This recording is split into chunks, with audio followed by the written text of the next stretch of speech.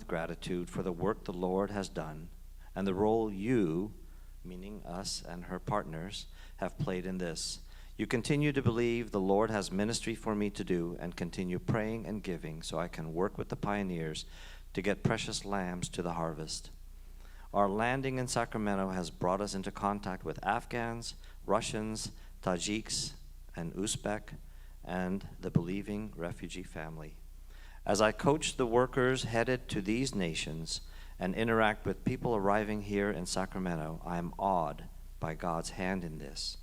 The language and culture learning we did in Kyrgyzstan gives insight to my work with pioneers and my cross-cultural interactions with refugees here. I am so grateful to God. I give thanks to the Lord for you. You are a part of making known among the nations what he has done.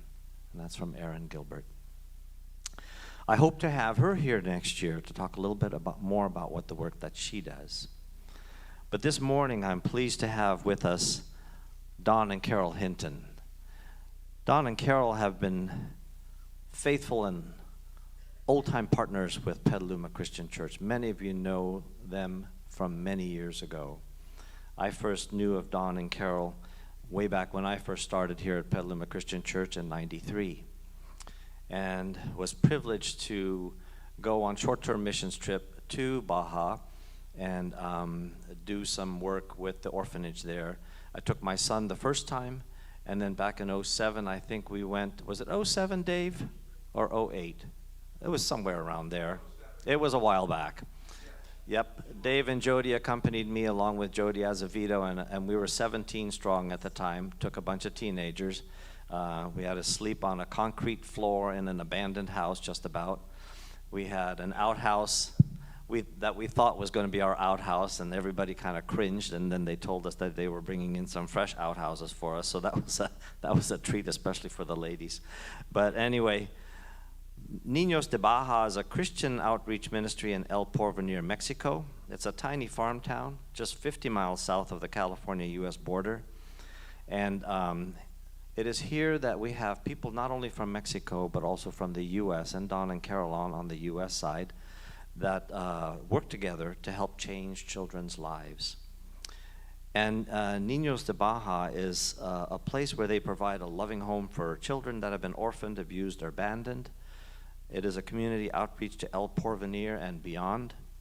And they have opportunities for mission teams, which I hope to participate in.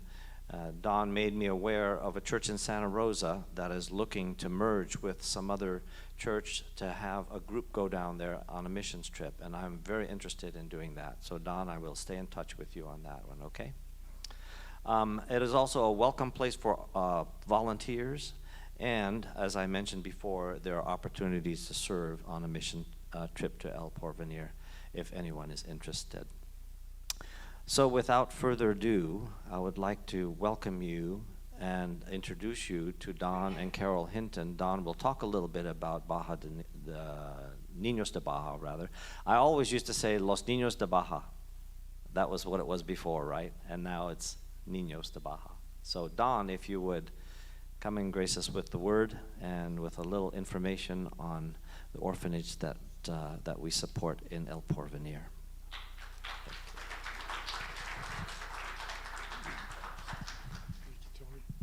Thank you, Tony. When I walked in this morning, I find myself standing here and I don't know what to say. Greeted by a hug and a love early this morning. I look out and I see faces that I love, that I know. The emotions of the time that Carol and I spent here, which was back in the 70s.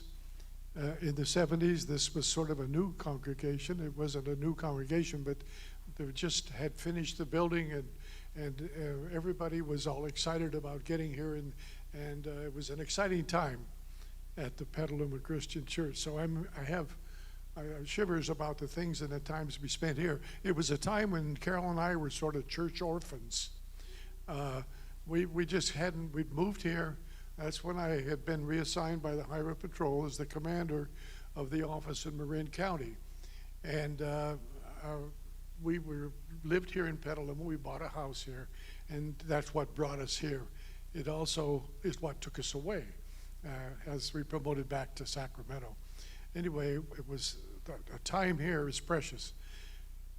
I'm here to talk about niños, but when we talk about a ministry that is in Mexico in general, while we were here, we began to take young people down from this congregation, and they would join with other congregations, and we would always go to orphanages.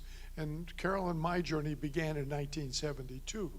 And we began to do that, and then we came here. We basically did it with the help of people here on our own.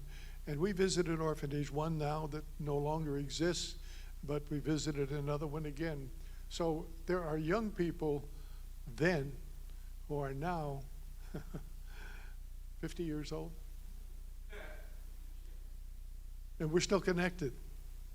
And what connects us? Well, Petaluma Christian Church connects us, and Mexico connects us, puts us together. You see my friends up there. I'm here to talk about children, but we're going to talk about quite a bit more. So many times when we talk about a children's home, our mind from this side, from my side, that I would think that there was a place there, there's kids there, they're being taken care of, somebody's taking care of them, and I'm part of it because I'm contributing my time, but also I'm contributing my money because they depend on donations. Well, Niños de Baja, this is just part of the kids, that's not all of them. This is a boys group, that's how many boys there are at that time. And this is just little groups. This is the oldest girl. And she's dressed up like that because that was her 15th birthday. So it was her quinceanera, and the party, which humongous, I forget how many, 200 people from the United States went, because she's our first graduating, so to speak, girl. So all of the funding for that was paid for by the individuals that put on the party. So let's go to the next slide then. When we take Niños de Baja, that's the name of the operating orphanage in Mexico. But the agency that's been behind it is called Homes for Orphans of Mexican Extraction. Now that's an organization that was incorporated by members of the Christian Church, independent Christian churches in 1972. And they're incorporated to operate children's homes in Mexico. And they operated Rancho de los Niños, you may have heard of that. That no longer exists as it was, and now they are sponsoring and operating Niños de Baja. So really the corporation, it's a California corporation, and it operates here in California and funds and operates and manages that home completely. There's another organization in Mexico that you have to have so you can own property in Mexico. And that's another corporation, nonprofit in Mexico, and it has trustees, and all of the trustees just happen to be members of Homes for Orphans of Mexican Extraction. So the Mexican nationals are not part of that ownership of that property. Next one, please. Oh, I want to point out one thing. Could you go back to that one? We have connections. You can't see her, but she's right there. Back in the 70s, there was one of the young kids that went with me, and she was 12 years old. And some of you would remember the Hathaway family. And their daughter, Christy, went on several trips. Well, Christy has become the supreme missionary for the children's homes in Mexico. She's almost adopted herself into Mexico.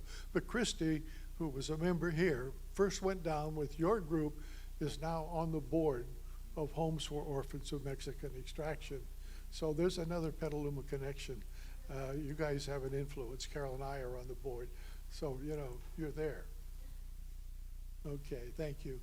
The home is in the Guadalupe Valley. Guadalupe Valley is a little bit north and 10 miles inland from the Pacific Ocean from Ensenada, California. It's just south of San Diego.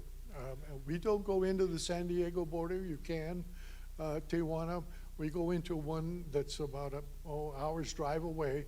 It's a little country village, little country town. It's called Tecate. If you've heard of Tecate beer, that's where it comes from. So you may have heard about it. I don't know. This is a main street here. It's a country town, village would be a better way to describe it. Maybe 1,500 people live there.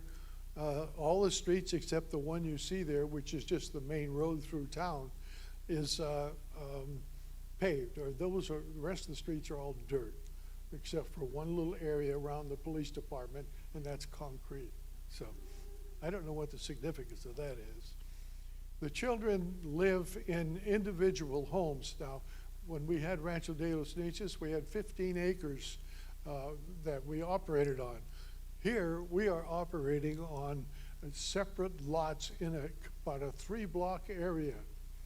We were able to buy lots. We bought the first one. We put in the daycare center. We bought another one and built a big building there.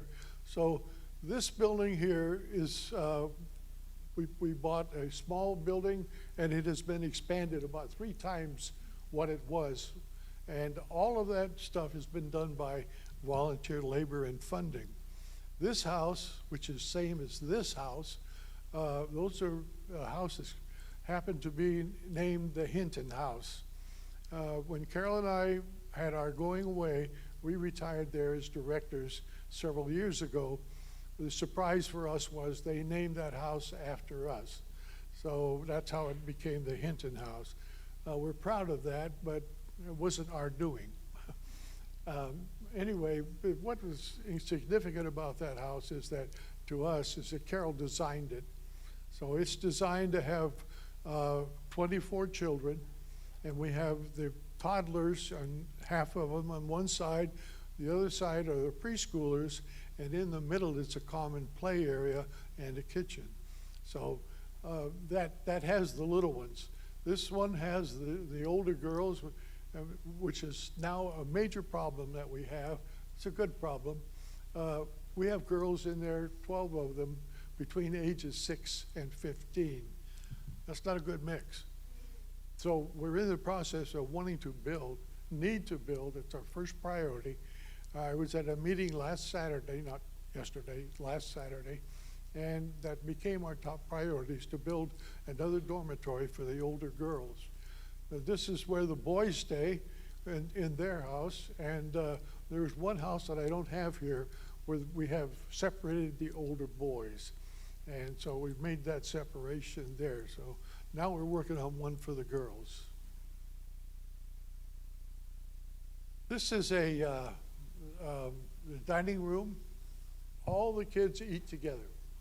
All the houses are within a block and a half of the dining hall. There's several reasons for that. That's more efficient. We don't have to have 5 cooks. We need 1 and a helper. And it's a commercial kitchen. It'll seat, how many, Carol? 80 people, I suppose. The home is designed now for 50 children, and we have 48 at this, well, yesterday we had 48. I don't know how many we have today.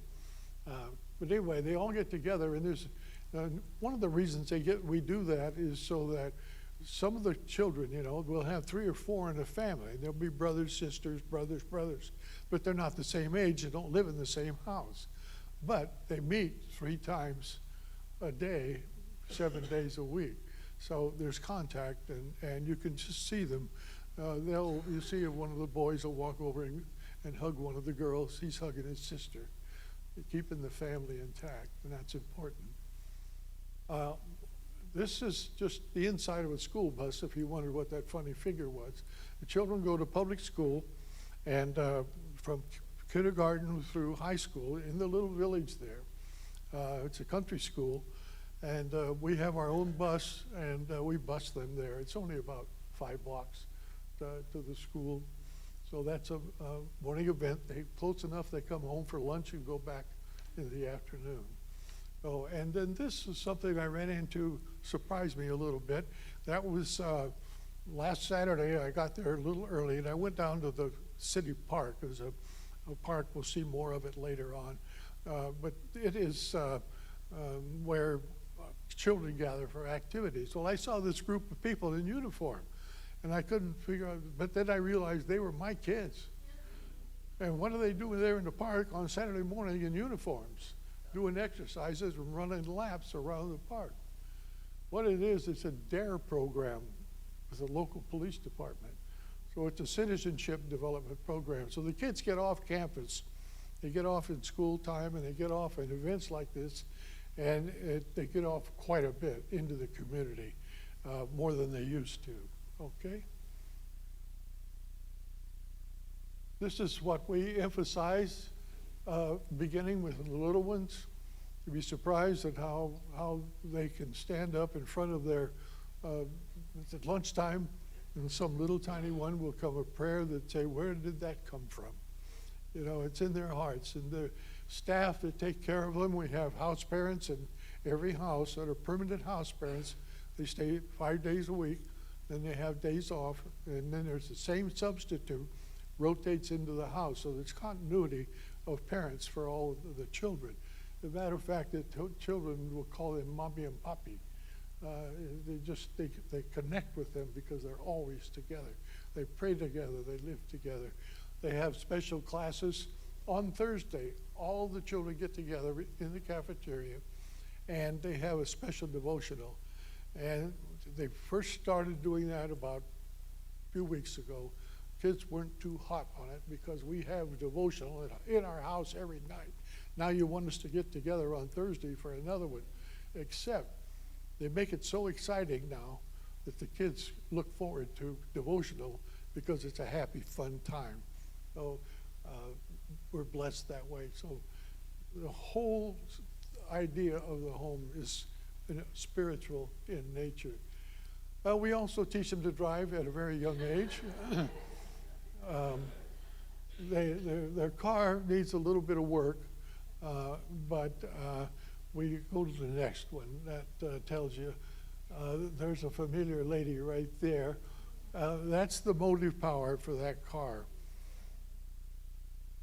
Now that particular slide has a bigger meaning than some kids having fun in a wagon, which they are doing. But the whole idea of mission work, and you folks are into it, and I'm very impressed with your mission programs, is that it takes these people to make that go. And that these people are you. You know, it's not Carol and me. It's those of you who have gone down and faithfully supported that. So when you go down to visit, those are your buddies. They'll be coming to you and say, will you push me? Will you swing me? Will you do these things? The contact is I don't know how to describe it. Just to have a little kid run up and hug you. This is alumni. Laverne, do you remember those girls? This is a girl, it's a family. There were four girls and a boy, and they were raised by us at the orphanage in Mexico, not Niños de Baja, but the one we had. And they are now in their 30s. These four sisters. This one is a graduate of university. She's also a women's minister in their church in Mexicali. Her sister there has 2 degrees, one in athletics and the other in nutrition. So the kids have sat down. I sat down with those kids when they were at the old Adobe house, and I said, I want you girls to go to college and go to school, because I want you to be able to support yourself. So when you choose a husband, you choose him. He doesn't choose you because you're hungry. Those girls listened to me. So our investment way back then, today, they're all active Christians in their community. Proud of them. This is our new directors and their daughter. I say new, they've been house parents there for several years. They're a young couple, they're full of energy, ideas. The home has just blossomed under them. The children are happy. The staff is happy. This young lady here has been trained in a Christian academy and beyond high school. And she also is a youth minister by training. Her husband is bilingual. He spent some time in the United States. He is an interpreter. He interprets for people even up here with medical interpretation between Spanish and English. So he's an asset. Now, they are the overall bosses of the operation. There are no Americans that are actually doing that. There's an American director on site, but these couple manage and take care of the bookwork, secretary. They're the operations people. That's Juan and Carla. Juan and Carla, and I can't remember their little girl's name. So, but they were the boys' house parents for several years, and so now they're our new directors. Thank you. This is the staff. Now this is about 2/3 of the staff. You remember when they aren't there, somebody else is there taking care of the children. And so this is the staff. Now, they don't dress like that every day. The group that I have been going down with, one of the traditions we have is we take the staff out to dinner at one of the nicer restaurants in the area. This is just sort of our gift to them, saying thank you for being the mom and dad for all of the children that we love so much. And being there when they're hurt and when they're crying and when they're sick. Being there when they cook. We have on-site carpenter. We have on-site one maintenance man. And then the other positions of laundry and just all it takes to make it work. But most of these are child care staff.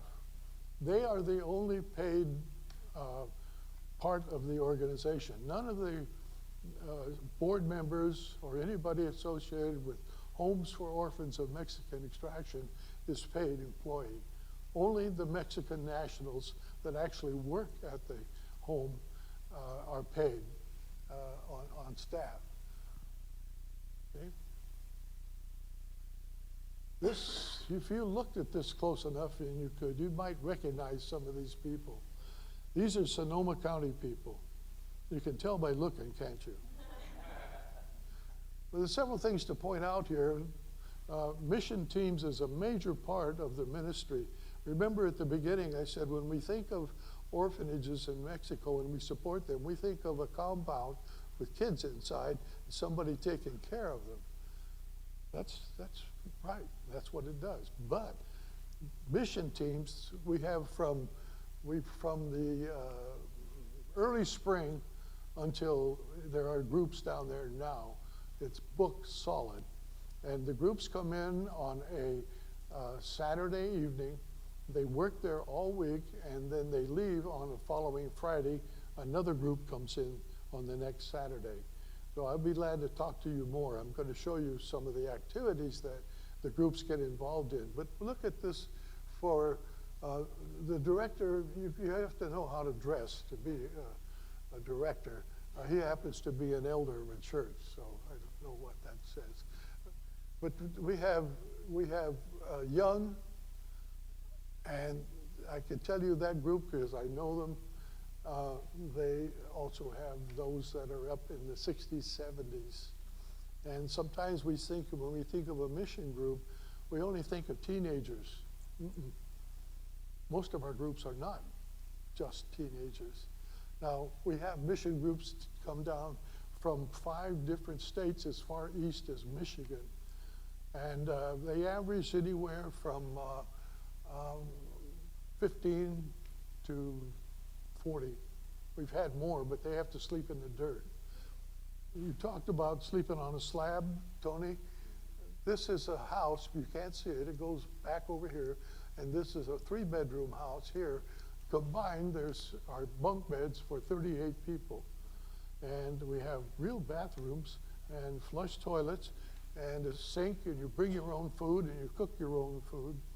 And have your devotions there. This is the trailer that they pack all of their stuff. stuff in. This is a very active group. This is the group that I would say, Tony, that you might be interested in partnering with. They're from Santa Rosa, yes. What do you do when you go down? Well, there are some groups that are construction groups. They have the carpenters and stuff. When I say construction, I think of this building. I got to think of Joe Billings. Those of you remember Joe. Those are the kind of people now that go down. And this particular is the beginning of a 2-office and a conference room office complex, administration building, and that was done by the end of the week. They started on Sunday afternoon, and it was constructed with paper wrap and ready to stucco by the Friday. So, and all of the buildings we have either been built by volunteers from the United States, or we have expanded all around the other houses that were there in existence. And we do engineering. It's technical, but Laverne, you can identify with this. We dig a lot of trenches, but it saves us having to do all of that. And these children now, I say children, when you're 84, everybody's younger than you. These kids will remember. You know, I could think of some names right now that I was there, I did that, I'm connected, you know. And if I keep talking, I can bring tears to your eyes, those of you that have been. Is that important? Yeah, they're digging a trench for us to get to the septic tank with the water from the laundry. Decorating, it's not real formal, but it is important. Think now we have 5 major lots with properties on them. Just like here, we have hot summers and we have wet winters. Maintenance is a constant thing. So the groups go down and they do a major part of our maintenance. It doesn't take a lot of skill, just a lot of sweat and labor. Some things, you just do them because, you know. This is a case where Mahatma Gandhi made a statement, and Carol, this is something that she does. He says, what I did was not important, but it was important that I do it. And so she moved this pile of dirt, she and another lady. They'll remember that afternoon together that they spent. She also, by the way, this is the back of the toddler baby house, and that's the one that she was able to design. Okay. We have a different shoebox operation. I see you guys are in the Christmas shoebox, and I commend you for that. But this is an event that started up 3 or 4 years ago to have a shoebox in the valley, Guadalupe Valley. And every year now, this is the crowd that shows up. And we begin to advertise. There'll be close to 2,000 people will show up in that little dirt village street for shoe boxes. So some of the churches now have gotten together. Santa Rosa is one. The church where Carol and I go is another one. And they do shoe boxes for this event. The event itself is a community-wide event. You know, the valley is 25 miles, you know, round. So people come to our orphanage outside the fences of the orphanage, and we go through a Christmas program, so they're all exposed to the Christmas story before they get their boxes. So saying we're outside of that little home with kids in the middle, we've got over 2,000 people that are being influenced by those kids down there. So here's another big one, and I got to give the Santa Rosa Church credit. This is a VBS in the park, and they'll have over 200 kids there. And the kids from, you know, we have 48 kids, and we won't send the toddlers, we just send, you know, 25 or so kids. But this is the community in the park downtown. And that outreach is put on by the church in Santa Rosa. these girls were the two sisters that I told you about. They come back, and because they speak Spanish, they conduct the VBS. It's a week-long VBS, and what they do is they take their previous year's VBS materials and use that down in Mexico. And they take there's different sets and locations and the toys. Next one. They take all of their fun things to do in the community. So here they're talking with costumes of shepherds and whatever VBS theme happens to be that year. And so we're going into the big wide area of the community. Kids are having fun and don't even know, what are we doing here? Quite a story there in my mind. This is at the same park. It's underneath that, but it was at a different time. That particular group went down, and they were spending afternoon with crafts at the park. And these children, they're here. That's not one of our little girls.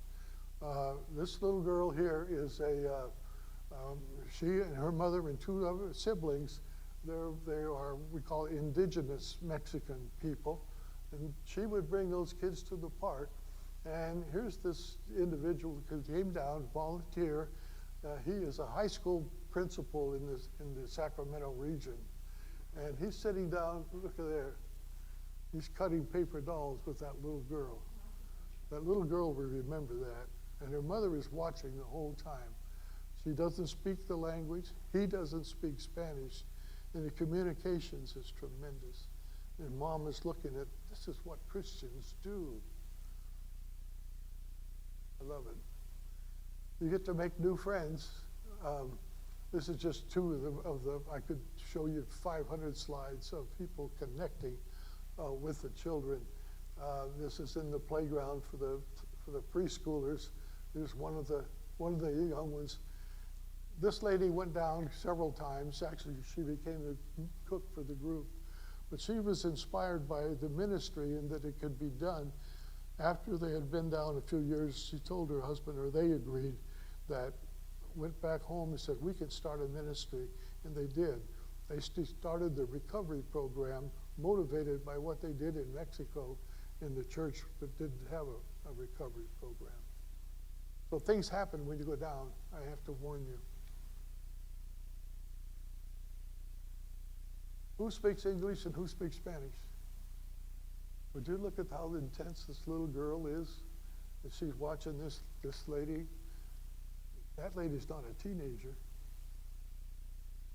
There was one time, Laverne, I don't know, you were there probably, that we had a group from Arizona that averaged, 76 years of age was the average age. So keep that in mind. But see how easy it is to connect with just one-on-one, or just to sit down. They don't speak the language together. Language is not a barrier. You say, well, I don't speak Spanish, so I don't need to go, or I no point in me going. That's wrong. Language doesn't, hugs. Hugs don't have a language. Well, we do have needs. We are feeding over 50 people, 48 kids, staff, 3 meals a day, 7 days a week, and all of the money comes from individuals and churches. We have one foundation now that has helped us a little bit, but all of the sources, people like you, keep this place going. The biggest need, we need food, we need clothes, we need transportation, we need vehicles. The most costly expense, people. Those people have to have a decent salary, and we pay the locals, we pay them the going wage for their kind of work. And we're probably on the high side. The valley has changed a lot. It used to be very rural agriculture. Now it's a destination place. Like up here in this area, it has become a wine destination. It's a world-class wineries. There's wineries on every corner. Their primary crop down there now are grapes and olives. So as that population comes in, better salaries, then the money goes up, and so our salaries have to match the money, the cost of living, which is good for our people. It's important to know that when you're feeding kids, you're also providing an opportunity for those people who live down there who don't have a chance for a good job. They get to have a job, and they can, and it's particularly for women. It's women heavy because of the type of work that it is. Sponsorship is something that we ask people to become involved with. Sponsorship is, we recommend $30 a month per child, but the main reason that we have the sponsorship and for the child, I can't tell you how critical it is for them, how important it is for them to have a sponsor. Carol and I happened to did sponsor this little girl. There's another story there. She came to us and she couldn't speak. Her older sister said, well, she used to speak, but something happened. And so Sophie couldn't speak, but she does now. She's going to school, she's learned, it's hard for her. But the relationship is what I'm after, is that Sophie knows there's somebody in this world that loves me. And they don't have to know your name, they don't have to know talk their language, is that they know that you have a sponsor, my special friend. There's a young lady, one of the 4 sisters that I showed you of the alumni, when they were little girls, there was a woman and her husband that sponsored them. They lived in Ohio, and she was at our ranch. And for years, they would send her stuff, pictures of their family, their pets, and just little gifts and presents. One day they happened to be, this is probably a period of, they have sponsored her for 8 or 10 years. And she had grown, they never saw her, never met her, but they went to San Diego, came down, and the little girl didn't know that they were there. I was standing there, and I still get shivers when I see when the lady and that child met, and they walked together, and they wrapped their arms around each other, and I know, if you can count 5 minutes, they never released it, and tears were flowing between the two. Then the girl broke away. She said, just a minute, I'll be right back. She went in the house, she came back out, and she had every letter, every picture stowed away that family had sent them. There's that connection. You're missing something if you can't. Don't do that. Don't do it. It helps us financially, of course. The important thing is that the child feels somebody that cares about me in this world, and remember where they came from.